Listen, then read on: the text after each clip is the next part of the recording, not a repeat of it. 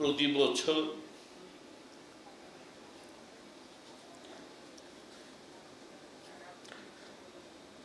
আমার মায়ের মৃত্যু দিবস পালন করতেন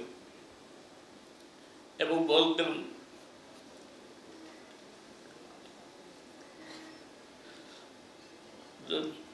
তুমি জীবনে কখনো কষ্ট পাবে না, ভালো থাকবা, তোমার মায়ের দোয়া আছে।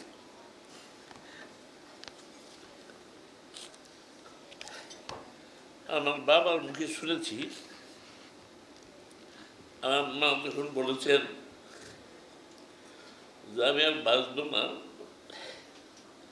আমার বাবাকে দোয়া করে বিদায় চেয়েছেন, মাফ করে দিও। আমার বাবা বলেছিলেন যে তোমাদের ছোট্ট ছেলে, তার কি হবে? তিনি কিন্তু হাত তুলে বলেছিলেন যে আল্লাহর কাছে রেখে গেলাম, সঁপে দিলাম, সে সারা জীবন ভালো থাকবে। সেই কথা আমাকে সবসময় শুনিয়েছে। প্রতি বছরে একই কথা বল। ইনশাআল্লাহ আল্লাহর মেহেরবানিতে আমার এই দীর্ঘ জীবনে আমি সবসময় সুস্থ থেকেছি, ভালো থেকেছি এবং যথেষ্ট আমার যোগ্যতা বা প্রত্যাশা সবচেয়ে সেগুলোর অনেক বেশি পেয়েছি, পাচ্ছি। আমি চেষ্টা করেছি আমার মায়ের জন্য কিছু করার। একটা হসপিটাল করেছি, বিনা পয়সায় চিকিৎসা দেওয়া। আমার মায়ের কবরের পাশেই, অবশ্য সেখানে আমি যখন মেয়র ছিলাম সেটা করেছিলাম।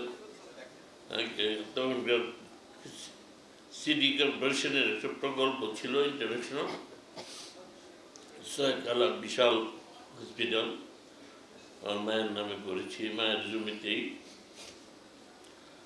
ভালো চলছে, ভবিষ্যতে কিছু করার আমাদের পরিকল্পনা আছে।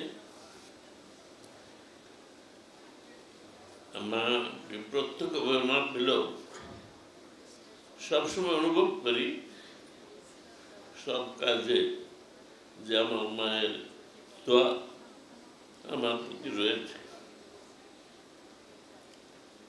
আশা করি যে আমরা যারা মায়ের স্নেহ পেয়েছি বা পাচ্ছি, এর মধ্যে যে সমস্ত এমপি সাহেব ফেরদৌস যে কথা বলে গেলেন, আমি অবশ্য প্রত্যক্ষদর্শী।